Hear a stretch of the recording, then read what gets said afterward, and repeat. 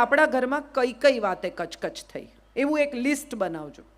હું તમને હવે આના ઉપાય આપું ઝડપથી, કે એક લિસ્ટ બનાવજો કે તમારા ઘરમાં કઈ વાતે કચકચ થઈ. ચોખ્ખાઈની વાતે, હા એ આમ કરે છે અને હું આમ કરું છું. મારો દીકરો છે, એને અમે એવું શીખવાડ્યું છે કે તારે ઘરમાં જમી લઈએ એટલે ટેબલ તારે સાફ કરવાનું. હવે એ એવું કરે કે 8 વાગ્યાના જમ્યા હોઈએ તો ટેબલ સાફ કરે નહીં, બેસી રહે ને ટીવી જુએ ને આમ ફરે ને તેમ ફરે ને. એને એમ છે કે મારી માં કરી નાખશે. જો હું નહીં કરું, મને તો એમ હતું કે ખાલી બહેનો જ બહુ અવાજ કરે.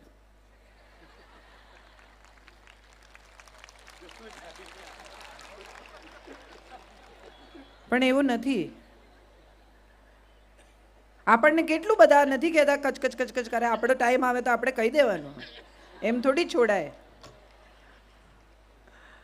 મજાની વાત મારે જે તમારી સાથે કરવી છે કે તમારા ઘરમાં કઈ કઈ વાતે કચકચ થાય છે અથવા કઈ કઈ વાતે કકળાટ થાય છે, દીકરી સાથે પણ અને વહુ સાથે પણ.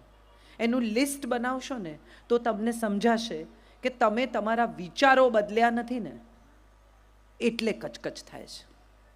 ઉછરી રહેલી દીકરી હોય 13, 14, 15 વર્ષની, મોબાઈલ આપણે જ આપ્યો હોય, પછી એ કોઈની પણ સાથે મોબાઈલ પર વાત કરતી હોય એટલે આપણા કાન ચાર થાય. કોણ છે, કોની જોડે વાત કરે છે, ક્યાં જાય છે, એવી કેવી બેનપણી છે, અહીંયા લઈ આવો, મને મળાવો. બેનપણીને ઘેર ફોન કરે, આવી છે. આવી પોલીસગીરી કરવાથી તમે જો એમ માનતા હો કે તમારી દીકરીને તમે સંસ્કાર આપી શકશો તો આ તમારી ભૂલ છે. પોલીસ થવાથી કંઈ નહીં થાય, પ્રેમ કરવાથી થશે. એટલો સ્નેહ આપો કે તમારી સાથે જૂઠું બોલે જ નહીં. બધી મમ્મીઓ એમ કહે મને બધું સાચું કહેવાનું, હા બેટા. પછી 14-15 વર્ષની છોકરી એમ કહે કે મારી ક્લાસમાં એક છોકરી છે ને એને અમારા ક્લાસનો એક છોકરો ગમે છે. આ બિચારી સ્નેહથી તમને સાચું કહેવા ગઈ, એમાં મમ્મીના ડોળા ફરી ગયા, તને નથી ને કોઈ ગમતો. એ એના ક્લાસની વાત કરે છે, તમે એને ક્યાં, જે મગજમાં વિચાર છે પણ નહીં એ તમે નાખ્યો. આ એના મનમાં નથી. એ તો નિર્દોષ ભાવે તમારી સાથે કશુંક શેર કરે છે, તમને કશું કહે છે. પહેલાં તો ધીરજથી સાંભળો. બાપુ આપણી વચ્ચે છે. મારે ખરેખર આજે આ વાત અહીંયા એમની હાજરીમાં કહેવી છે કે જ્યારે અસ્મિતા પર્વ હોય છે કે ક્યાંય પણ, અત્યારે પણ કેટલા નિરાંતે શાંતિથી એક સારા શ્રોતા થઈને સાંભળે છે. પોતે પ્રખર વક્તા છે, બાપુને સાંભળવા આખી દુનિયા આવે છે અને છતાંય ધીરજથી સાંભળી શકે છે. મોટા ભાગની મમ્મીઓ માતાઓ સાંભળી જ શકતી નથી. દીકરી કંઈક કહેવાનું શરૂ કરે એટલે તરત એને કહે તારું દફતર ઠેકાણે મૂકી દે, તારા કપડાં વાળીને મૂકી દે, હા પછી સાંભળું છું, પહેલાં આટલું કરી નાખ, પહેલાં આ કરી નાખ, પહેલાં આ ગોઠવી દે. એ એના ઉમળકાથી, એના ભાવથી એની મા સાથે પોતાના હૃદયની કોઈ વાત, પોતાની લાગણી વહેંચવા આવી છે. આખો દિવસ શું સ્કૂલની વાતો કરવાની, ચાલ તારું કામ કર, ભણવા બેસ.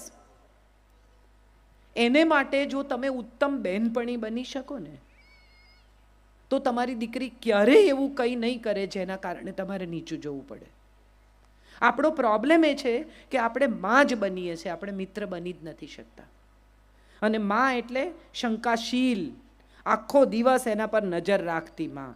માં એટલે એવી માં નહીં કે જે એની સાથે સ્નેહથી, પ્રેમથી, વહાલથી વર્તે. એનો કોઈ મિત્ર હોય, દાખલા તરીકે ક્લાસનો કોઈ છોકરો છે, એની સાથે એને ફાવે છે.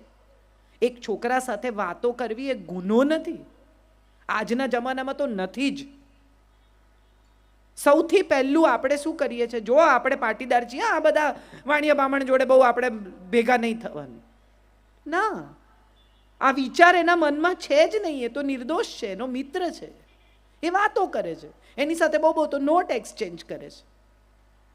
આ વિચાર એના મગજમાં આપણે જ નાખ્યો અને પછી આપણને શંકા પડે છે કે શું કરે છે, ક્યાં જાય છે, કોને મળે છે. તો એ ત્યાંથી શરૂ થાય છે આપણો પ્રશ્ન. દીકરીને આપણે આખો વખત જ્યારે પણ જુઓ ત્યારે એના ઉપર શંકા કરવાની, એને બહાર નહીં જવા દેવાની, એની બેનપણીઓમાં શંકા કરવાની, અને પછી એ જ્યારે જૂઠું બોલવા માંડે, જ્યારે કોઈ છોકરાના પ્રેમમાં પડે ત્યારે આપણને બહુ અફસોસ થાય, ભાગી જાય, ખોટું પાત્ર પસંદ કરે ત્યારે આપણને બહુ અફસોસ થાય કે અરે રે, અમે આટલું કર્યું, અમે આટલા સંસ્કાર આપ્યા. સંસ્કાર એટલે મંદિર લઈ જવી, દીવો કરાવવો, કથા સાંભળવા લઈ જવી, પંજાબી પહેરાવવું, આ સંસ્કાર નથી. આ તો બધી બાહ્ય ઉપચાર છે. સંસ્કાર તો ભીતરથી પ્રગટે છે, અને ભીતરથી પ્રગટાવવા માટે સૌથી અગત્યની વાત એ છે કે મા પોતે ખૂબ શાંતિથી, ધીરજથી અને પ્રેમથી દીકરી સાથે વર્તે. આ આપણા સમાજમાં નથી થતું. દીકરીને એટલું બધું ભણાવે, એટલી બધી ફટવે, પછી બીજે ઘેર જાય ત્યારે એને ફાવે નહીં. અને એમાં હવે આ એક મોબાઈલ આવ્યો છે. બધી મમ્મીઓ સવારના પોરમાં દીકરીને ઘેર ફોન કરીને એનો સંસાર ચલાવે. હા કે ના? હા, હા તો બધા પાડે જ છે. તારે ઘેર શું બનાવ્યું છે? કોણ આવેલું? શું વ્યવહાર કર્યો? તે એને શું આપ્યું? એણે તમને શું આપ્યું? એણે આપણા લગ્નમાં ક્યાં કવર આપ્યું છે? એ એના ઘેર ગઈ છે, એના સાસરે ગઈ છે, એના પરિવાર સાથે સુખી થાય એવો પ્રયત્ન કરવાની માતા પિતાની ફરજ છે. એના સંસારમાં દખલ કરવાથી છૂટાછેડા થયા વગર નહીં રહે. અને પછી મમ્મી એમ કે છૂટાછેડા થયા, અમે તો બધું આપ્યું. વસ્તુ આપવાથી કોઈ ક્યારેય સુખી થતું નથી, વિચાર આપવાથી સુખી થાય છે. આપણે આ વિચાર નથી આપતા, વસ્તુઓથી એનું ઘર ભરી દઈએ છીએ. માટે કદાચ આ પ્રશ્ન થાય છે. પરણીને આવી જે વહુ, એની સાથે પણ આપણે એ જ વ્યવહાર કરીએ છીએ, કડક એકદમ. એને જરાય ઢીલી નહીં પડવા દેવાની, જરાય શાંતિથી. એને પોતાનું ઘર લાગે જ નહીં. સોફામાં બેઠી હોય એને જો બહારથી આવ્યા, કેમ પગ ઉપર લઈને બેઠી છે, કેમ આમ કરે છે, શાક નથી સમાર્યું, બેસી રહી છે, આમ નથી કર્યું. સતત કચકચથી ક્યારેય કોઈ આપણું થતું નથી. ઘરના નોકરે ભાગી જાય તો આ તો વહુ છે. આખો દિવસ જો કચકચ કરીએ ને તો ઘરમાં કામ કરતો માણસે ભાગી જાય કે આમની જોડે નહીં રહેવાય, તો આ તો વહુ છે. અને જે જુવાન દીકરીઓ છે એને પણ મારે કહેવાનું છે કે તમે અહીંયા આવ્યા છો, જેમણે આટલો સંઘર્ષ કરીને પૈસો બચાવીને આ મકાન બાંધ્યું છે, કે તમારા વરને ઉછેર્યો છે, એ માને થોડો સ્નેહ કરો, એને થોડી ચલાવી લો, એને થોડું માફ કરો, તો એમાં તમે ક્યાં નાના થઈ જવાના છો? હું મારા સાસરે ગોમતીપુર જાઉં ને તો આટલી બધી આ પ્રખર વક્તા અને ફલાણી, હમણાં મારી 50 ઓળખાણ આપી, એ બધા પછી મારા મમ્મી મને યાદ કરાવે કે મંગળસૂત્ર ભૂલતા નહીં. હું રોજ નથી પહેરતી, ચાંદલો કરજો, બંગડી પહેરજો. કેમ? કારણ કે ત્યાં લોકો વાતો કરશે અને મને કોઈ નહીં કે મારી સાસુને સંભળાવશે. હું જો એમને પ્રેમ કરતી હોઉં તો એમને તકલીફ ન થાય એવું વર્તવાની મારી ફરજ છે. એ સાસુ છે, માં છે, પડોશી છે, માસી છે, કાકી છે, ભૂલી જાઓ ને. એક વૃદ્ધ સ્ત્રી તમારા ઘરમાં રહે છે અથવા વૃદ્ધ થઈ રહી છે, એની લાગણી સાચવવી એ આપણી ફરજ છે. મોટા ભાગના લોકો ભૂતકાળ ભૂલી શકતા નથી. દીકરીઓ પરણીને આવી હોય, શરૂઆતમાં સાસુએ કડક વર્તન કર્યું હોય, પછીથી જ્યારે સાસુ વૃદ્ધ થવા માંડે ત્યારે વેર લેવા નીકળે, મને આમ કર્યું હતું એટલે હું આમ કરીશ. તો એના મન તમારામાં ફેરશું. જો તમે પણ એના જેવું જ વર્તવાના હો તો તમારામાં ને એમાં કોઈ ફેર નથી. તમે બંને સરખા જ છો. તમે જો એનાથી સારા થો અથવા સારા સાબિત થવા માંગતા હો તો તમારી ફરજ એ છે કે એમણે જે કર્યું તે તમારે સારી રીતે વર્તવાનું છે. આ પણ અપગ્રેડેડ વર્ઝનનો નમૂનો છે. જૂના ફોન તમારે આમામ દબાવીને કરવા પડે, સ્માર્ટફોન આમ કરે. તો તમે સ્માર્ટફોન છો કે જૂનું ડબલું એ તમારે જ નક્કી કરવાનું. જો તમે સ્માર્ટફોન હો તો સ્માર્ટફોનની જેમ વર્તો. જો તમે નવી પેઢીની દીકરી હો તો નવી પેઢીની દીકરીઓ આવા બધા વેરઝેરમાં, જૂના અમુક પ્રકારના કચકચમાં નથી પડતી. નવી પેઢીની દીકરીઓ નવી દિશામાં, નવા સૂર્ય સાથે આવી છે. એમણે નવું વિચારવાનું છે. જો 60 વર્ષની સાસુ જેવું વર્તી એવું જ તમે વર્તવાના હો તો તમારી માનસિક ઉંમર 60 જ વર્ષની છે, તમારી માનસિક ઉંમર 20 વર્ષની નથી. અને કેવી વાતમાં છૂટાછેડા થાય છે. હમણાં જ મને ખબર છે કોઈકના ઘરે છૂટાછેડા થયા, મને એટલું હસવું આવ્યું. એને 5 વર્ષ પછી એવી ખબર પડી કે એનો વર કાંદા લસણ ખાય છે. આવી વાતમાં એણે બેગેજ ભરીને પોતાને ઘેર જતી રહી. ત્યારે સવાલ એ થાય કે કાંદા લસણ ખાવા કે અમુક રીતે જીવવું કે અમુક પ્રકારની જિંદગી જીવવી એ આપણા સ્નેહની વચ્ચે કેવી રીતે આવે? 5 વર્ષ તમે જે માણસ સાથે જીવ્યા, જે પરિવાર સાથે જીવ્યા, એણે તમને થોડોક સમય પણ એવો નથી આપ્યો કે જે તમને ઘર સાથે, પરિવાર સાથે બાંધે? તમારી લાગણી, તમારા સપ્તપદીના વચન. પરણતી વખતે તમને બધાને ખબર હશે, જેટલા વિધિસર પરણ્યા છે બધાને, કે 3 ફેરા ફર્યા પછી ચોથા ફેરામાં એમ કે બેન હવે તમે ડાબી બાજુ આવો, અને બેન બી બધું આમ સાચવીને છેડાછેડી લઈને ડાબી બાજુ આવી જાય. પૂછે નહીં કેમ. બ્રાહ્મણે કીધું ને આપણે કર્યું. જાજી બુદ્ધિ ક્યાં વાપરવી છે? કેટલી સુંદર વાત છે આપણા શાસ્ત્રની, કે તમારી પાસે બધા અંગ 2 છે. 2 આંતરડા, 2 ફેફસા, 2 મગજ, બધું જ 2. 2 અંગૂઠા, 2 હાથ, 2 પગ, હૃદય 1 છે. અને 3 ફેરા ફર્યા પછી એ હૃદય તમને સોંપે છે. જેણે તમને હૃદય સોંપ્યું એને દુઃખી કરવાનો અધિકાર આપણને આપ્યો કોણે? આપણે બધા અજાણતા જ એને સૌથી વધુ દુઃખ આપીએ છીએ જેને આપણે પ્રેમ કરીએ છીએ. તમે ઘર છોડીને જતા રહો સાસુને લીધે, દુઃખી કોણ થાય છે? તમારા પતિ. સાસુ ગમે તેવી હોય, તમે સાસુને પરણીને આવ્યા છો, તમે જેને પરણ્યા છો એની લાગણીનો વિચાર કરો. છૂટાછેડા લેવાથી જિંદગીની કોઈ સમસ્યા પૂરી થતી નથી. અને છૂટાછેડા લીધા પછી સારો જ છોકરો મળશે એવી કોઈ વોરંટી, ગેરંટી છે? છૂટાછેડા લીધા પછી જિંદગી સારી જ જશે એવું કોઈ તમને દસ્તાવેજ કરી આપવા તૈયાર છે? બાળક સાથે છૂટી થાય સ્ત્રીઓ, ત્યારે મને બહુ એવો સવાલ થાય કે એના પિતાથી, એની દાદીથી, એના પરિવારથી દૂર કરવાનો તમને શું અધિકાર છે? તમને નથી ફાવતું, તમારો પ્રશ્ન છે. તમારા બાળકને તો પરિવારનો પ્રેમ મેળવવાનો હક છે, મળવો જોઈએ, અને એનાથી વંચિત રાખવાનો તમને કોઈ અધિકાર જ નથી. તમે કોઈ છો જ નહીં આ નિર્ણય કરનાર.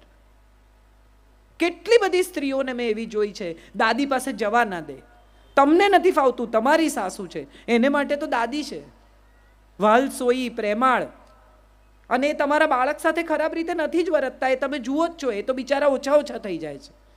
તમારી સાથે જે થયું એનું વેર તમે એની પાસે તમારું સંતાન નહીં જવા દઈને લો છો. કેટલું ખરાબ. આપણે કેવા થઈ ગયા છીએ. મારે એક જ વાત બધાને કહેવી છે, અને આપણે બધા જાણીએ છીએ છતાં અવગણીએ છીએ એવી આ વાત છે. ગયેલો સમય ક્યારેય પાછો નથી આવતો. ગમે તેટલું કરો, જિંદગીને રિવર્સ ગિયરમાં નાખી નથી શકાતી. કોઈ ગુજરી જાય પછી અફસોસ થાય, કોઈ ચાલી જાય પછી એમ થાય કે અરે રે, મમ્મી ઘરમાં હતા ને તો બરણીઓ જોઈ લેતા હતા, વસ્તુઓનું ધ્યાન રાખતા હતા, અંદરથી મારા માટે કોઈ બારણું ખોલતું હતું, મારી કોઈ રાહ જોતું હતું. ભલે અબોલા હોય ને તો એ જુએ કે આવી ગઈ છે ને. એવી વ્યક્તિ જ્યારે જતી રહે ને પછી આપણને એમ થાય કે અરે રે, આ જતા રહ્યા, એની સાથે સારી રીતે વર્તી હોત તો સારું થાત. પુત્રવધુ ઘર છોડીને જતી રહે, દીકરાને લઈને જતી રહે, છૂટાછેડા લઈને જતી રહે, ત્યારે એમ થાય કે હતી તો સારી હો બિચારી. પણ હોય ત્યાં સુધી આપણને બિલકુલ ગમે નહીં. અને આની પાછળ સૌથી ઊંડું અને સૌથી પુરાણું કારણ એ છે કે સ્ત્રીને એવું શીખવવામાં આવ્યું છે કે સ્ત્રીની દુશ્મન સ્ત્રી જ છે. આ વાત તમારા મનમાંથી રોજ સવારે ઉઠીને એકવાર ભૂંસી કાઢજો. એકતા કપૂરની સિરિયલ સિવાય ક્યાંય સ્ત્રીની દુશ્મન નથી. જોતા નહીં આવી સિરિયલો જેમાં સાસુ ને વહુ ને બધા કોન્સ્પિરસી કરે. આટલા લોકો ઘર અહીંયા બેઠા છે, કોઈ એ પોતાની વહુની ખીર બનતી હોય એમાં મીઠું નાખ્યું છે? હા કે ના? તો પછી આવું શું કામ જુઓ છો? જે માન્યામાં નથી આવતું એવું જોઈને તમારું મગજ શું કામ બગાડો છો? જાણવા જેવું, વાંચવા જેવું. લોકો ભેગા થાય ને, હમણાં જ થોડા દિવસ પહેલા હું એક ટીમ જમવા બેઠી હતી, મારી પાછળ બધી સ્ત્રીઓ જમતી હતી. તે એક બેન બીજા બેનને કહે છે કે આ રેખાએ ડાન્સ કર્યો ને આઈફા એવોર્ડમાં, ત્યારે અમિતાભ બચ્ચન નહોતા આવ્યા. એટલે બીજા બેન એને જવાબ આપ્યો કે તો એ લોકોને વાત થઈ જ ગઈ હોય ને. એટલે ત્રીજા બેને કહ્યું, આ મજાની વાત સમજો, એટલે ત્રીજા બેને કહ્યું કે હા હા, એમનું હજી ચાલે છે, તમને ખબર એમનું ચાલે છે કે અટકી પડ્યું છે. 63 વર્ષની સ્ત્રી રંગમંચ ઉપર ઊભી રહીને નૃત્ય કરી શકે છે, એને સલામ કરવાની છે. બીજું કંઈ વિચારવાનું નથી. એણે 63 વર્ષે એવું શરીર રાખ્યું છે કે નૃત્ય કરી શકે, લોકોની સામે ઊભી રહી શકે, સ્વસ્થતા અને સુંદરતા બંને જાળવી છે, એને સલામ કરો. 50 વર્ષની સ્ત્રી થાય એટલે એને ઘૂંટણ દુખવા માંડે ને, કમર દુખવા માંડે ને, સાંજ પડે માથું ચડે ને.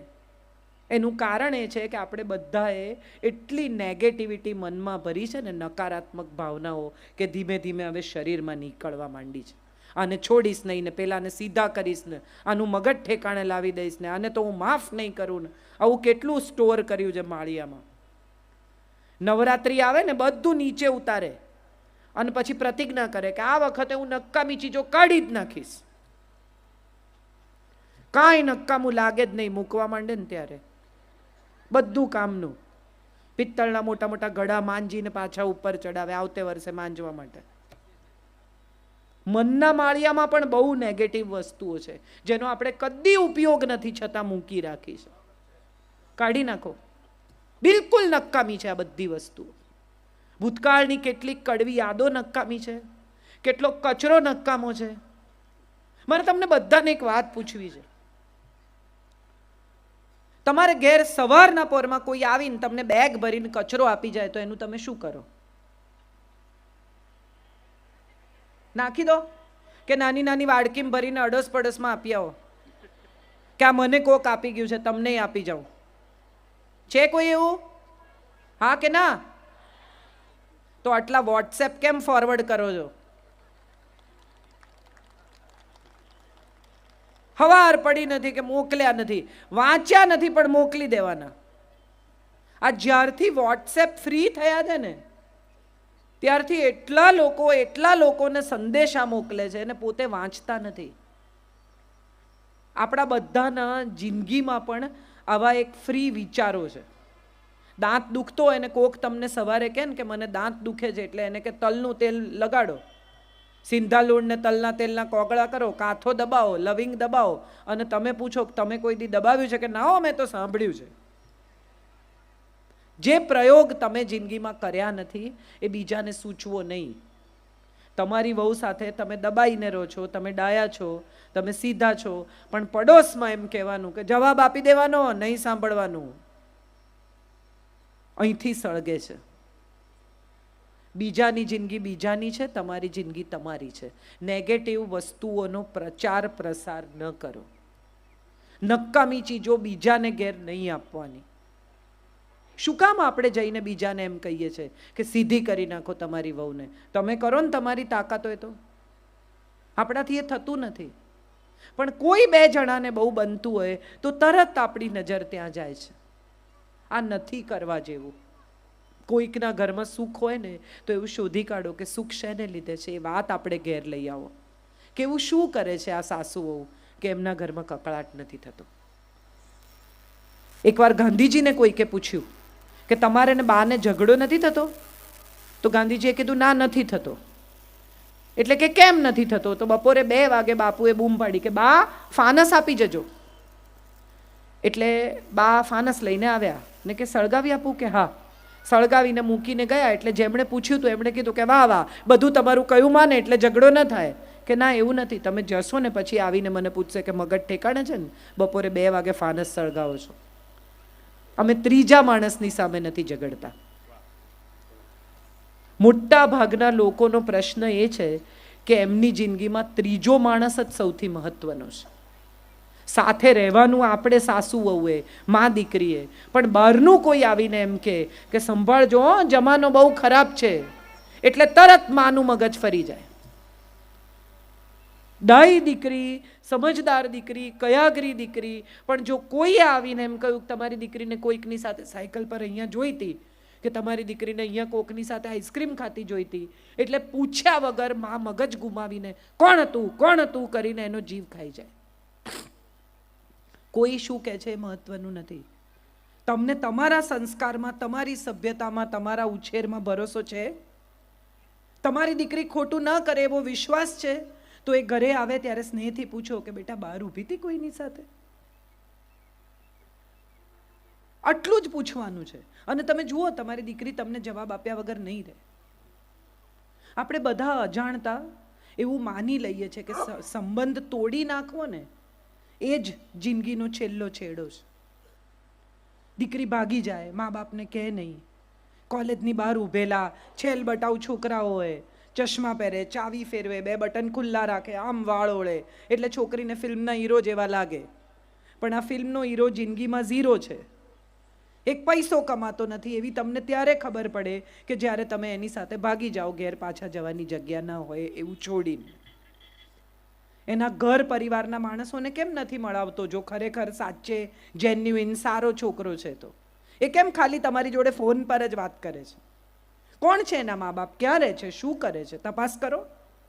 એક દિવસ એના ઘરે પહોંચી જાઓ અચાનક, કેવી રીતે આવકારે છે તમને જુઓ તમે. એના ઘરમાં એણે કીધું છે કે તમે એના મિત્ર છો? ના. બધી દીકરીઓને આજે અહીંયા જેટલી બેઠી છે એટલી દીકરીઓને મારે કહેવાનું છે કે જે જોવાથી થાય ને એને તો આકર્ષણ કહેવાય, જે જાણવાથી થાય ને એને પ્રેમ કહેવાય. ઓળખો માણસને. એમ રાતોરાત કોઈની સાથે ફિલ્મની જેમ પ્રેમ નથી થતો. અને પિક્ચરમાં ભાગી ગયેલા લોકોને જંગલમાં ઘરો બાંધવાની જગ્યા મળી જાય છે. અહીંયા તો નાનું લાકડું કાપો ને તો એ ફોરેસ્ટ ડિપાર્ટમેન્ટવાળા આવશે પકડવા. કંઈ નહીં થાય. આવા જંગલમાં મકાનો ઊભા નહીં થાય અને આવી હોટેલોમાં જગ્યા નહીં મળે ને મોટરસાઇકલનું પેટ્રોલ ખાલી 50 કિલોમીટર ચાલશે. પછી ક્યાંથી લાવશો? જિંદગીની રિયાલિટી બહુ કડવી છે અને સચ્ચાઈઓ બહુ જ અઘરી છે જીવવી. આ અઘરી સચ્ચાઈઓ તમારી દીકરીને સમજાવવાની એક મા તરીકે તમારી ફરજ છે. શંકા કરવાને બદલે એને સમજાવો કે અમે તારા પર શંકા નથી કરતા, અમે જમાનાથી ડરીએ છીએ, અમે લોકોથી ડરીએ છીએ. એક દીકરી ઘેર આવે ડરેલી અને માને એમ કે છોકરો મારી પાછળ આવે છે કે કાલથી 2 દિવસ જતી જ નહીં. કેમ 2 દિવસ ન જાય? એ કેમ ઘરમાં બેસી રહે? એને એમ કહેવાનું કે સ્કૂટર ઊભું રાખ, સાયકલ ઊભી રાખ. છોકરાને એમ કે ચાલ મારા પપ્પાને મળવા આવું જ મારી સાથે. ડરવાનું શું? એક છોકરીને કોઈ છેડી જાય, એની સાથે કોઈક અમુક પ્રકારનું ખરાબ વર્તન કરે તો મમ્મી કોઈને કહેવાનું નહીં. કેમ નહીં કહેવાનું? એનો શું વાંક છે? અને ઉપર જતા પાછી મમ્મી એમ કે તું આવા કપડાં પહેરીને રાતે ફરે છે ને એટલે આવું થાય છે. એને શું પહેરવું, શું ખાવું, એના ઉપર સમાજનો કંટ્રોલ છે. મર્યાદા ભીતર છે, મર્યાદા વસ્ત્રોમાં નથી. આપણી બધી જેટલી સ્ત્રીઓ પુરાણોની તમે જોઈ એ બધી કંચુકી પહેરતી હતી, ઓફ શોલ્ડર બ્લાઉઝ, અને આટલી કમર ખુલ્લી રહે ને નીચે ધોતીને ઉપર વસ્ત્ર લેતી હતી. આટલું શરીર ખુલ્લું રહેતું હતું, પણ કોઈની તાકાત હતી કે એમની સાથે કોઈ છેડખાની કરે? દ્રૌપદીની આંખમાં એ તેજ હશે કે દુશાસને પોતાના હાથ નીચે નાખી દીધા. કૃષ્ણ તો આવ્યા હશે કે નહીં કોને ખબર. એની આંખમાં એ તેજ હશે કે દુશાસન કપડાં ન ખેંચી શકે. હું તો હંમેશા એવું માનું છું. દીકરીની આંખમાં એ તેજનો જન્મ થવો જોઈએ. આપણે અનસુયાના દેશની સ્ત્રીઓ છીએ, આપણે લક્ષ્મીબાઈની દીકરીઓ છીએ. આપણે ક્યાં પહોંચી ગયા? આ ટીવી સિરિયલો, આ સિનેમા, આ પ્રેમમાં પડવું, આ ભાગી જવું. પ્રેમ તો આપતા શીખવે. જેમણે ઉછેર્યા, આટલા મોટા કર્યા, ખવડાવ્યું, પીવડાવ્યું, ભણાવ્યા, એના પ્રત્યેની ફરજ ભૂલીને ભાગી જાય એને પ્રેમ ન કહેવાય, એને સ્વાર્થ કહેવાય, એને પ્રેમ ન કહેવાય. હું આવા પ્રેમને બિલકુલ માનતી નથી. અને સ્વાર્થ હંમેશા એનો રસ્તો શોધે જ છે. તમારે એ સ્વાર્થનો જવાબ આપવો જ પડે છે, કારણ કે તમારા મા બાપના આંસુ છે ને, એ એક આંસુ તમને જિંદગીનું એક વરસ ખરાબ કરી નાખશે.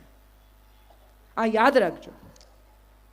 આ બધું મારે જુવાન દીકરીઓને, આપણી બાળકીઓને, આપણી જુવાન થઈ રહેલી દીકરીઓને કહેવાનું છે કે માને આપણે કહીએ છીએ ને તું ચૂપ રહે, તને ના સમજ પડે. એ માં તમને ત્યારે સમજતી હતી કે જ્યારે તમારી પાસે ભાષા પણ નહોતી. એને શું ન સમજ પડે? એને બધી સમજ પડે. તમે ઘરમાં આવીને ચપ્પલ કાઢો ને માને ખબર પડે કે આમાં શું બદલાયું છે.